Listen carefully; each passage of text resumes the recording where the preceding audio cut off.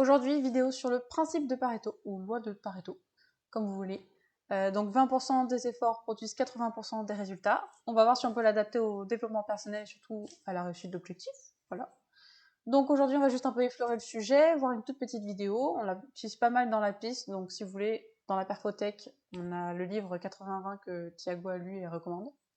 Donc c'est parti, on regarde ça. On a une vidéo pourrie en termes de qualité, mais c'est pas grave, on est là. Le principe de Pareto, également connu sous le nom de règle des 80-20, stipule que souvent 20% des causes créent environ 80% des résultats, tandis que les autres causes sont responsables du reste. Autrement dit, dans le cadre du développement personnel, 20% de vos efforts produisent 80% de vos résultats. Le principe a été découvert par l'économiste italien Vilfredo Pareto, qui s'est d'abord rendu compte que 20% des causes de pois dans son jardin étaient responsables de 80% de sa récolte, puis que 80% de toutes les terres en Italie étaient détenues par seulement 20% de sa population. Avec le temps, ce principe est devenu une règle empirique précieuse qui permet à notre esprit de comprendre toutes sortes de répartitions complexes, de se concentrer sur l'essentiel et de définir des priorités pour les actions à mener. Très important, on en parle beaucoup chez la PIS, prioriser. Apprendre à prioriser, c'est prioriser les tâches qui vont avoir le plus d'importance sur nos objectifs. Donc, quelles sont les tâches qui vont me rapprocher le plus de mon objectif? Important de regarder, de savoir identifier lesquelles et de les mettre en haut. Et de faire sur la liste, comme ça, c'est qui ont le moins d'impact. Bon, on passe en dernier. Les chefs d'entreprise, par exemple, réalisent souvent qu'environ 80% des revenus de leur entreprise proviennent de seulement 20% des clients et savent donc à qui accorder une attention particulière. Ça me fait penser, dites-moi en commentaire si je me trompe, mais aux compagnies aériennes, comme quoi les premières classes amortissent le plus le coût du vol d'un avion que les économiques. Nous, on paye pas cher en économique parce que les premières classes payent un prix vraiment très très cher. Donc les compagnies, effectivement, comme il me dit dans la vidéo, met une attention particulière à les chouchouter, ce qui est normal vu le prix qu'ils payent. Et donc ce serait eux qui financeraient un peu le vol. Donc dites-moi, ceux qui s'y connaissent un peu plus, si j'ai tort ou pas, mais ça me rappelle un peu ça. Les constructeurs, qui constatent que 20% des dangers entraînent 80% des blessures, peuvent prendre des précautions importantes pour éliminer ces risques. Intéressant pour tout ce qui est imprévu, mauvaises habitudes, obstacles pour la réussite de nos objectifs. Donc c'est pas seulement savoir identifier qu'est-ce qui va me rapprocher de mon objectif, mais aussi identifier qu'est-ce qui va avoir le plus d'impact négatif sur ma réussite. Donc par exemple, quelles sont les mauvaises habitudes qui me reculent ou m'éloignent de mon objectif? Quels sont les obstacles qui arrivent le plus souvent et qui sont le plus durs à surmonter?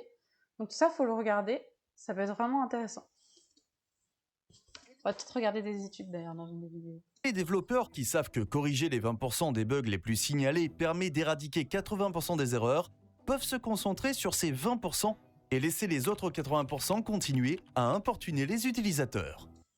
Donc par rapport à ce que je disais juste avant, ce qui nous dit, par exemple, si un utilisateur veut aller sur le site internet bug, on peut même pas défiler la page, bon bah la personne elle va partir. Par contre, si c'est juste un petit carré blanc qui clignote sur le site, c'est pas gênant, la personne va continuer à naviguer et que ça passe dans les choses à régler plus tard. Par exemple, je ne sais pas, je dis un objectif au hasard. Réussir un marathon, finir un marathon le 1er avril 2026. Super. J'ai plusieurs obstacles qui sont en face de moi. J'ai pas de chaussures de course. Donc bon, compliqué de courir, ou sinon avec des chaussures normales on se s'abîmer les genoux, donc ça nous éloigne de notre objectif de réussir un marathon 1er avril 2026. Donc ça, déjà, ça va être en haut des tâches. Par contre, mon jean mon jean, je cours pas avec un jean, mon pantalon de sport est un peu serré. Bon, si on a que ces deux problèmes, bien évidemment, d'abord on s'achète des chaussures et plus tard, quand on a l'argent, on change le pantalon de sport. Je le vois comme ça, voilà, j'ai résumé. Vous prenez ce que vous pouvez. Aussi utile que soit cette règle, Pareto lui-même a mis en garde contre le fait de s'y fier aveuglément lorsqu'il a dit « Les hommes suivent leurs sentiments et leurs intérêts personnels, mais il leur plaît de s'imaginer qu'ils suivent leur raison. » Ainsi, il cherche et trouve toujours une théorie qui, a posteriori, donnent l'apparence que leurs actions sont logiques. Si cette théorie pouvait être démolie scientifiquement, le seul résultat serait qu'une autre théorie la remplacerait, et ce, dans le même but. Ça, je fais le parallèle avec la procrastination et les excuses.